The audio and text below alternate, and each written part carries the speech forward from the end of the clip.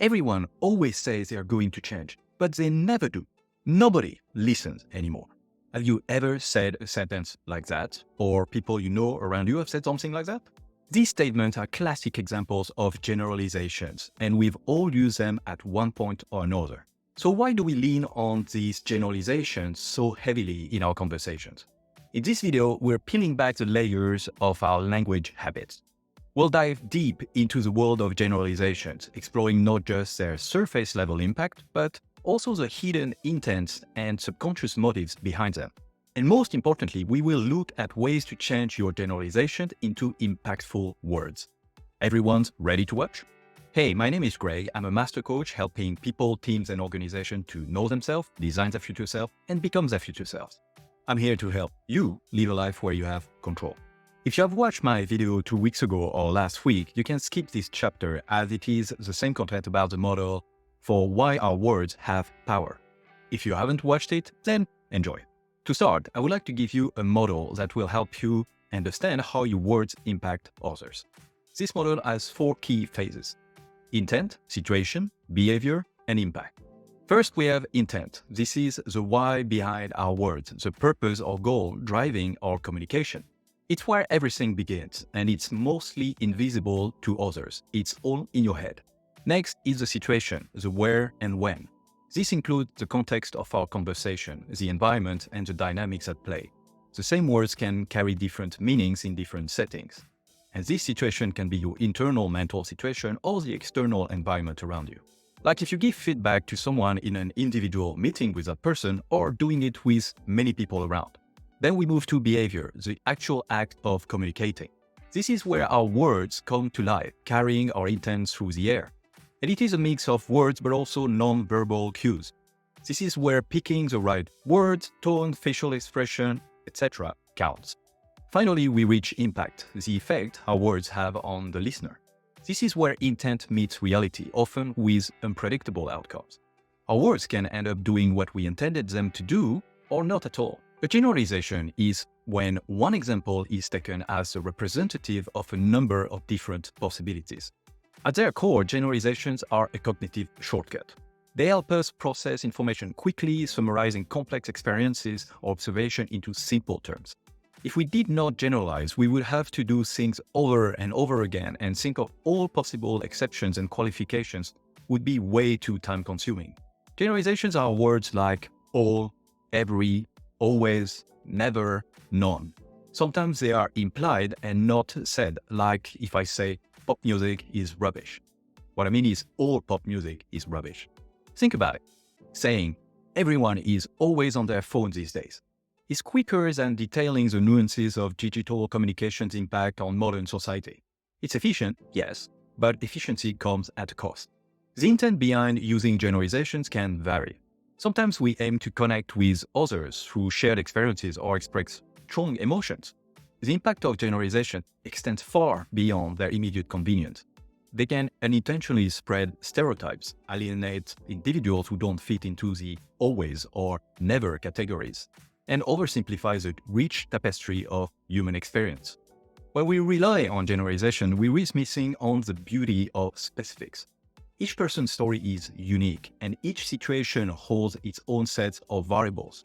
By lumping everything together, we blur these distinctions, potentially leading to misunderstandings, or even worse, diminishing other experiences. Being willing to admit exceptions allow you to be more realistic. Decisions do not have to be all or nothing. And consider the impact on our relationships. When someone hears a generalization that includes them, it can feel dismissive or judgmental, training the bonds that we share with those around us. It's a very small leap from "you always do this" to feeling unheard or pigeonholed. You like this video so far? Then you know what to do. Also subscribe and put on the notifications if you want to receive content like this every week. And check out in the description below all the links and other YouTube videos that will go deeper into this topic. It's time to adjust our mindset and approach to how we observe and describe the world around us. The first step in fixing the situation is awareness. It's about catching ourselves in the act of generalizing. This might sound simple, but it requires consistent effort and mindfulness. You have to develop the habit of having a part of your brain allocated to observing what you say. For that, prime yourself at the beginning of the day. Just tell yourself, I will notice when I generalize with words like always, never, everyone, etc. Or get some help from others. Ask them to pay attention to when you say that. You can explain that you're trying to improve the way you express yourself. People are always happy to help.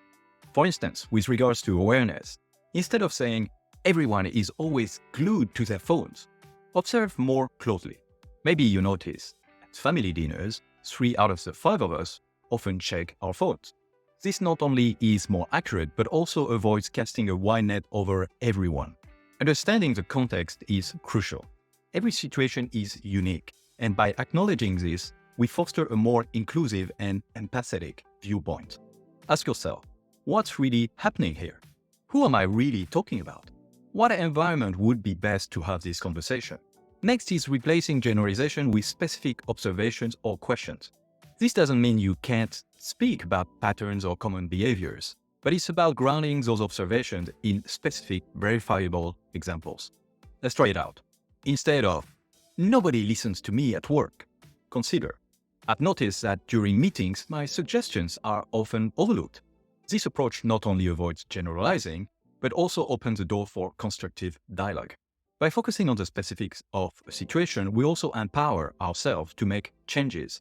Generalizations often leave us feeling helpless because they're so vast and all-encompassing.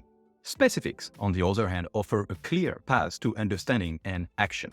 Changing our behavior starts with mindful communication. This means pausing before we speak and asking ourselves, is what I'm about to say a generalization? Can I make it more specific and accurate? For example, replace, everyone always interrupts me during meetings with, I've noticed that in the last few meetings, some people spoke over me when I was sharing my ideas. This specific framing invites dialogue and understanding rather than casting blame around you. Empathy plays a huge role here. It's about putting ourselves into the shoes of those we are communicating with. How would you feel if someone made a sweeping generalization about you? Likely not understood or appreciated. Remember, specificity shows respect for the individuality of others' experiences. Another key aspect is active listening. This means really hearing what others are saying without preparing your response while they're talking. Active listening can help you catch generalizations others make and encourage more nuanced discussions. And if you want to learn a lot more about how to powerfully listen to others, check this one out. Don't forget to pay attention to your non-verbal communication. Pay attention to what you do with your facial expression, your hands, your head, and body when you generalize.